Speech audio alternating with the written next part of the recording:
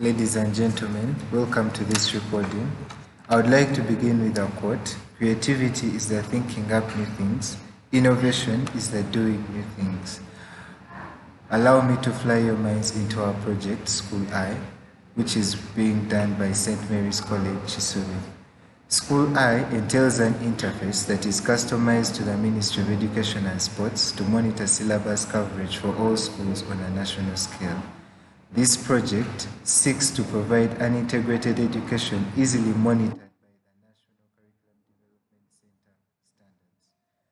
This project was designed by majorly three people, namely Master Egeru Brighton, Master Ssonko Julian, and I myself, Mutumba Nicholas Kaddu, speaking to you currently.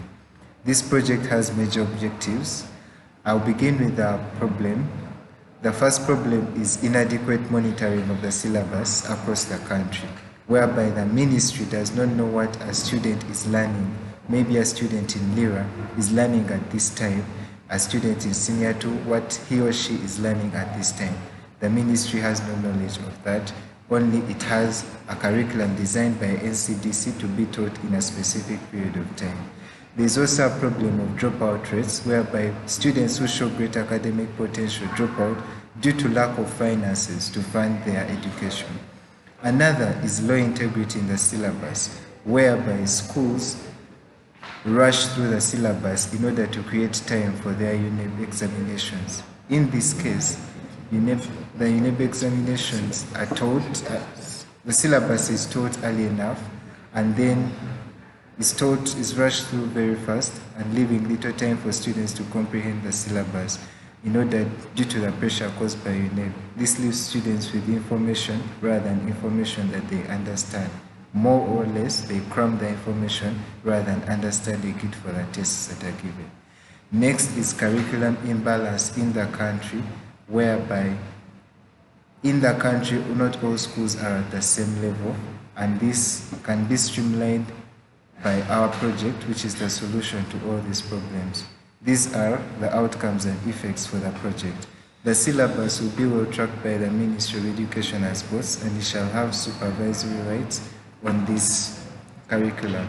Scholarships for best performing students shall be given. How shall they be given? An aptitude test extrapolated by an API will be issued out by the ministry on this very interface to validate the data. The best performers from these tests shall then be awarded with scholarships should they show outstanding performance. Teaching will be well validated as poor teaching cases shall be identified easily and shall be well resolved by the ministry. And the curriculum shall be streamlined on a national level.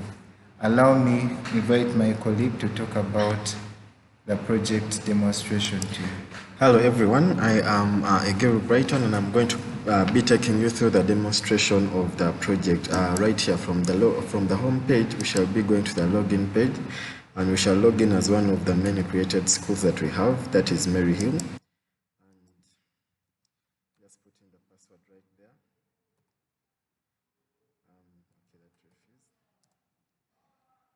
Let us try that one more time.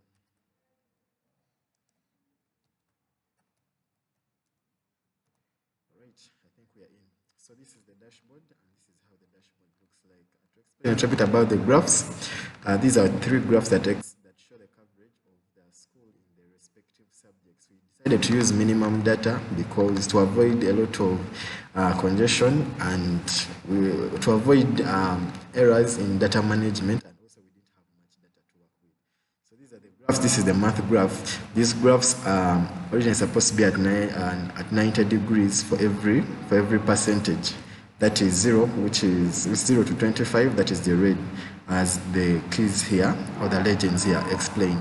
So this graph is a little above 90. That shows coverage, and the major aim of every subject is to have a totally green pie chart. So when we come down here, we have a graph that shows this subject coverage.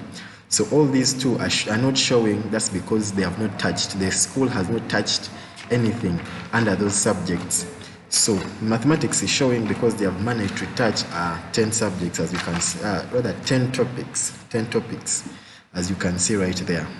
So let us just try to add in a little bit of data and then we see what happens. Let us try with physics. As I'm entering data, because it is a lengthy process, I will invite my colleague to begin to take you through the future prospects of our project. Thank you very much, Master Egeru. The future prospects of School I are extrapolation and prediction of in-app results by an algorithm, which is to be built based on test results given by our website to predict what a student can get in UNEB. Our next prospect is student transcripts, which can show data, avail data pertaining to a student's syllabus coverage in their school and their performance in our tests, which can be accessed by a QR code on the printed transcript, such that data can be accessed by anyone at any time, in any place. And we also plan to use students' data in government agencies such as UNEB and NIRA, because the registration of students is a lengthy process across the country. Having student data in our database can provide them with a base on which to start. We plan to expand to primary levels in order to have all levels covered, because currently we can only handle mainly secondary level. We also plan to add project planners and trackers to fit the demand of the new curriculum, because the new curriculum entails activities of integration and projects. We plan to cater for that in our project. Thank you very much. All right, thank you very much, Master Ssonko Julian. As you can see, I've entered the bare minimum of data, and once you have entered, we can always submit the form. And once you have submitted the form, you can see that the values are persisting because they have been updated in the database. You can refresh all you want and it will be able to persist. Let us see what is happening with the graphs. So when we come to the graph of physics, we are seeing that it has actually risen, and the color has changed. Also, it's not red. That is showing an average coverage of physics. That means it is within 50 to 75. And the number of topics that have been touched, we're having 9 topics. So as depending on the subject or department of physics, they are able to know how many subjects are still remaining. So let us log out and we see what is happening on the ministry dashboard. So just log in real quick. And right here we are driven to the dashboard of the ministry. So when it comes to the dashboard of the ministry, we have a few graphs that are showing coverage at a countrywide level. That is the first. Then let me explain a little bit. This is the northern region, and we are having red.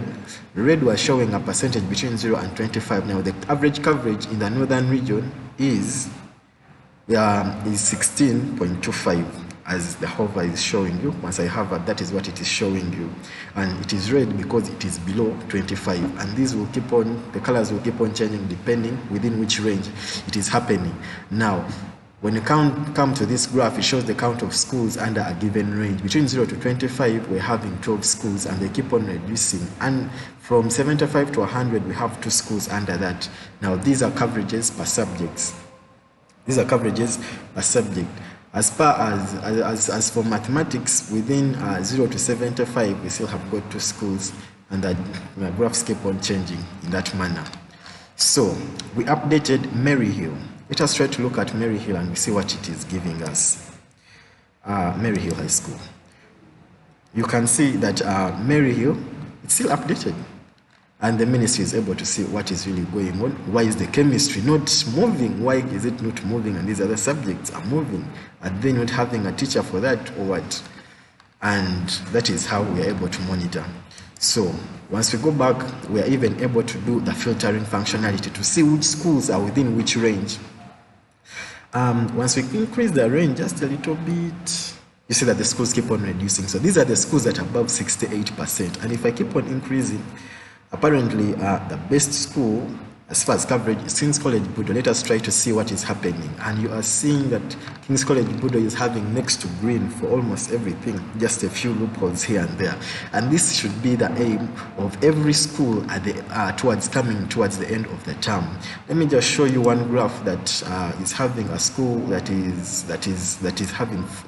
has fully covered.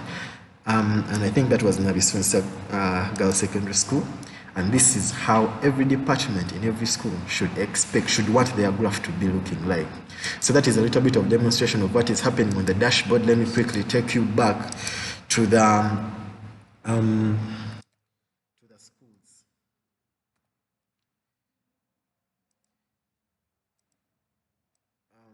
just quickly log in right here.